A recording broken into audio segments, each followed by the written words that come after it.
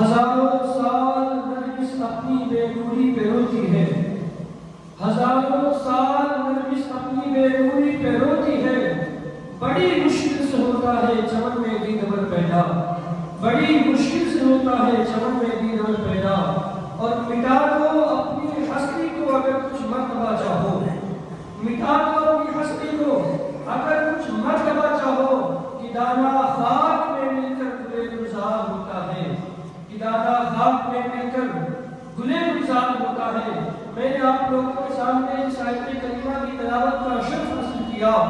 اللہ رب العزت قرآن کریم میں ارشاد فرماتا ہے قُلْ هَلْ يَسْتَوِي الَّذِينَ يَعْلَمُونَ وَالَّذِينَ لَا يَعْلَمُونَ، اے محبوب آپ فرما دو کیا جاننے والے اور نہ جاننے والے برابر ہیں؟ ہرگز نہیں۔ کہ اللہ رب العزت قرآن کریم میں ارشاد فرما رہا ہے اور اپنے محبوب کے ذریعے تمام امت مسلمہ بلکہ تمام انسانیت کو یہ کہہ رہا ہے کہ کیا جاننے والے اور انجان لوگ یعنی علم والے اور بے علم کیا دونوں برابر ہیں؟ اور اللہ کہتا ہے لا یعلمون، نہیں برابر نہیں۔ اسی طرح کیونکہ علم جو ہے وہ روشنی ہے اور جہل تاریکی ہے، روشنی اور تاریکی کبھی برابر نہیں ہو سکتے، اندھیرا اور اجالا کبھی برابر نہیں ہو سکتا۔ اللہ کے رسول صلی اللہ علیہ وسلم حدیث پاک میں ارشاد فرماتے ہیں العلم نور، علم نور ہے اور جہل جو ہے وہ تاریکی ہے یعنی اندھیرا ہے۔ تو نور یعنی روشنی اور اندھیرا یعنی تاریکی کبھی برابر نہیں ہو سکتے۔ جس طرح دن اور رات ایک نہیں ہو سکتے، اسی طرح جہل اور علم، اسی طرح اندھیرا اور اجالا کبھی ایک نہیں ہو سکتے۔ اللہ کے رسول صلی اللہ علیہ وسلم نے ارشاد فرمایا طلب العلم فریضۃ علی کل مسلم و مسلمہ، علم دین حاصل کرنا ہر مسلمان مرد اور عورت پر فرض ہے۔ اور آپ دیکھیں جس طرح مسلمانوں پر نماز فرض کی گئی ہے، روزہ فرض کیا گیا ہے، زکوٰۃ فرض کی گئی ہے، حج فرض کی گئی ہے، اسی طرح ہم مسلمانوں کے اوپر علم دین کا حاصل کرنا فرض قرار دے دیا گیا ہے۔ سنت اور مستحب نہیں، واجب نہیں، بلکہ فرض قرار دے دیا گیا۔ اس سے علم کی اہمیت پتہ چلتا ہے کہ علم کی اہمیت کیا ہے، کیونکہ جس چیز کی اہمیت زیادہ ہوتی ہے اس چیز کو فرض قرار دے دیا جاتا ہے، جس کی اہمیت کم ہوتی ہے پھر واجب، اس سے بھی اہمیت کم ہو تو مستحب اور سنت، لیکن جس کی اہمیت زیادہ ہو، جس کی ضرورت زیادہ ہو، اس چیز کو فرض قرار دے دیا جاتا ہے۔ تو اللہ کے رسول نے ارشاد فرمایا طلب العلم فریضۃ علی کل مسلم و مسلمہ، یعنی علم دین کا حاصل کرنا تمام مسلمان مرد اور عورت پر فرض ہے۔ اس لیے کہ جب بندہ علم دین حاصل کرے گا تو وہ اپنے آپ کو پہچانے گا، اپنے رب کو پہچانے گا، اپنے رسول کو پہچانے گا، اپنی شریعت کو جانے گا، اپنے دھرم اور اپنے مذہب کو جانے گا اور دین اسلام کو جانے گا، پہچانے گا اور اس پر عمل کرے گا۔ جب انسان کے پاس دین کی معلومات ہوگی، جب انسان کے پاس شریعت کی نالج ہوگی، جب انسان کے پاس اپنے والدین کے حقوق کی خبر ہوگی، جب انسان کے پاس اپنے اولاد کے حقوق کا پتہ ہوگا، تب وہ جا کے اپنے رشتہ دار، عزیز و اقارب اور احباب اور والدین کے حق کی ادائیگی کر پائے گا۔ والدین کے اولاد پر کیا حقوق ہے اور اولاد کے والدین کے کیا حقوق ہے، بیوی کے شوہر کے کیا حقوق ہے، شوہر کے بیوی پر کیا حقوق ہے، بچوں کے والدین کے کیا حقوق ہے، والدین کے بچوں پر کیا حقوق ہے، یہ انسان کو اسی وقت پتہ چلے گا جب انسان علم دین حاصل کرے گا۔ اور ہم اس دنیا میں کیوں آئے، ہمارے پیدا ہونے کا مقصد کیا ہے، اللہ رب العزت نے ہمیں کیوں پیدا فرمایا، اللہ نے اپنے رسول کو اس دنیا میں کیوں بھیجا، رسول پاک کیوں تشریف لائے، رسول پاک نے ہمیں کن باتوں کی تعلیم دی، یہ ساری چیزیں ہمیں اس وقت پتہ چلے گی جب ہم علم دین حاصل کریں گے۔ اسی لیے اللہ کے رسول نے علم دین حاصل کرنا فرض قرار دے دیا۔ اور علم وہ شے ہے جو خاک سے بنے انسان کو، خاک سے بنے انسان کو علم ایسا اعلیٰ مقام عطا کرتی ہے۔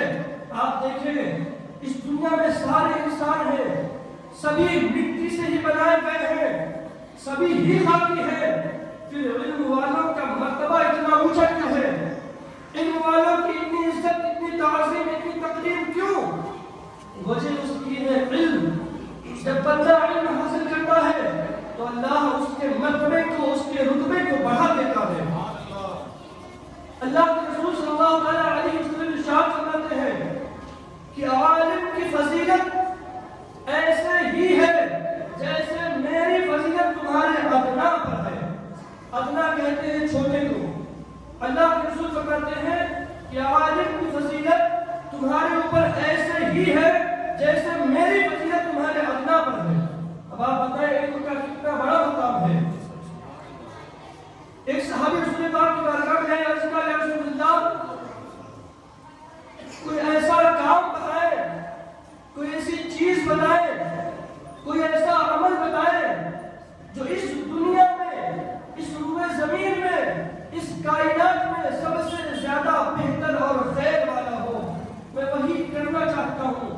تو اللہ کے رسول نے ارشاد فرمایا، خیرکم من تعلم القرآن وعلمہ، تم میں سے بہتر وہ ہے جو قرآن سیکھے اور سکھائے۔ بخاری شریف کی حدیث پڑھ رہا ہوں، خیرکم من تعلم القرآن وعلمہ، تم میں بہتر وہ ہے، خیر والا وہ ہے جو قرآن سیکھے اور سکھائے۔ قرآن کیا ہے؟ قرآن علم کا سمندر ہے۔ یہ سارے علم جو نکلے ہیں یہ قرآن و حدیث سے نکلے ہیں۔ آپ کے ہاتھ میں اگر سے چھوٹی کتاب ہی کیوں نہ ہو، لیکن اس میں لکھی ہوئی بات کہیں نہ کہیں جا کر قرآن و حدیث میں ملتی ہے۔ اور کتاب کس نے لکھا؟ کتاب لکھا محدثین نے، مفکرین نے، مفسرین نے، علماء نے لکھا۔ تو علماء کے پاس علم آیا کہاں؟ حدیث سے آیا، قرآن سے آیا۔ یہ ساری جو کتابیں ہیں یہ دراصل جو یہ ایک علم کا سمندر ہے قرآن و حدیث، اسی کی تعینی قرآن و حدیث سے نکلے ہوئے یہ چشمے ہیں جو آج ہمارے اور آپ کے ہاتھوں میں یہ کتابیں موجود ہیں۔ تو میں آج یہ کہہ رہا تھا کہ علم دین حاصل کرنا فرض ہے، اور علم دین حاصل کرنے کے بعد بندے کی اہمیت بڑھ جاتی ہے، کیونکہ علم ایسی چیز ہے، اللہ کے رسول فرماتے ہیں کہ نبی کی کوئی وراثت نہیں ہوتی، یعنی نبی کا جب وصال ظاہری ہو جائے اس کے بعد اس کا مکان اس کی ملکیت میں نہیں آتا، اس کی زمین اس کی ملکیت میں نہیں آتی، اس کا مال دولت اس کی ملکیت میں نہیں آتی۔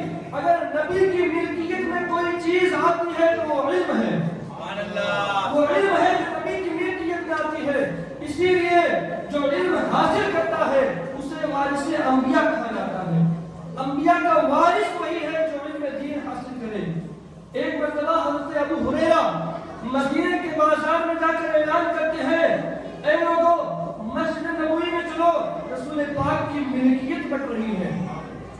کیا اعلان کرتے ہیں؟ مسجد نبوی میں چلو، رسول پاک کی ملکیت بڑھ رہی ہے۔ یہ سن کر صحابہ دوڑے دوڑے آئے کہ رسول پاک کی ملکیت میں کیا ہے، ذرا ہم بھی تو دیکھیں۔ جب صحابہ مسجد نبوی میں آئے تو کیا دیکھتے ہیں؟ حلقے بنے ہوئے ہیں، لوگ ایک دوسرے کو علم سکھا رہے ہیں، کوئی سیکھ رہا ہے، کوئی سکھا رہا ہے۔ صحابہ علم سیکھنے اور سکھانے میں لگے ہیں تو دوسرے صحابہ کہتے ہیں، اے ابو ہریرہ، تم نے جو اعلان کیا کہ مسجد نبوی میں رسول کی ملکیت بڑھ رہی ہے، رسول کی وراثت بڑھ رہی ہے، یہاں پہ تو ایسا کچھ نظر نہیں آ رہا ہے۔ تو حضرت ابو ہریرہ نے کہا، اے صحابہ، کیا تم رسول پاک کی اس بات کو بھول گئے کہ رسول پاک نے فرمایا تھا کہ نبی کی کوئی ملکیت نہیں ہوتی، نبی کی کوئی وراثت نہیں ہوتی سوائے ان کے علم کے جو لوگوں کو بتا کر جائے۔ اسی لیے علم جو ہے وہ نبی کی وراثت ہے، علم جو ہے وہ نبی کی ملکیت ہے، اور جو علم حاصل کرتا ہے وہی وارث انبیاء یعنی نبیوں کا وارث کہا جاتا ہے۔ اور علم دین کی اتنی فضیلتیں ہیں، اتنی فضیلتیں ہیں، حدیث پاک میں آتا ہے قیامت کا دن ہوگا اور شہیدوں کا خون میزان عمل پر وزن کیا جائے گا یعنی تولا جائے گا، اور دوسری طرف علماء کے قلم کی سیاہی تولی جائے گی تو علماء کے قلم کی سیاہی بھاری پڑ جائے گی یعنی وزنی ہو جائے گی۔ تو شہید جو ہوں گے وہ سوال کریں گے، اے رب قدیر، ہم نے تیری بارگاہ میں جہاد کیے، تیرے راستے میں ہم نے اپنے جانوں کو قربان کر دیا، مولا تبارک تعالیٰ آج ہمارے خون ان کے قلم کے سیاہی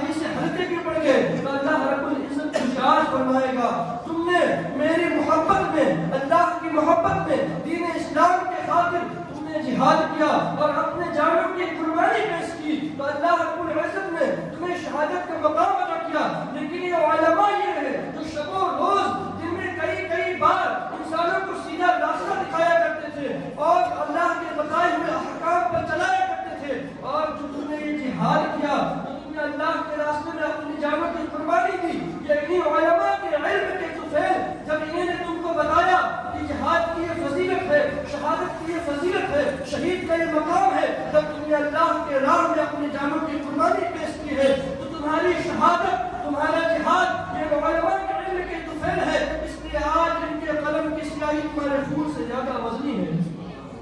اور اللہ کے رسول فرماتے ہیں حضرت ابن مسعود سے، حضرت ابن مسعود اسلام کے پہلے مفسر قرآن ہیں اور ان سے کثرت سے یعنی بہت زیادہ حدیثیں آپ سے روایت ہے. اللہ کے رسول حضرت ابن مسعود سے فرماتے ہیں اے ابن مسعود، گھڑی بھر تمہارا علم کی مجلس میں بیٹھنا اور علم دین سیکھنا جب کہ نہ تم کوئی قلم پکڑو اور نہ کچھ لکھو، تمہارے لیے اللہ کی راہ میں 1000 غلام آزاد کرنے سے بہتر ہے. علم دین کی مجلس میں گھڑی بھر لمحے بھر کے لیے بیٹھنا جبکہ نہ کوئی قلم پکڑے اور نہ کچھ لکھے، اللہ کی راہ میں 1000 غلام آزاد کرنے سے بہتر ہے.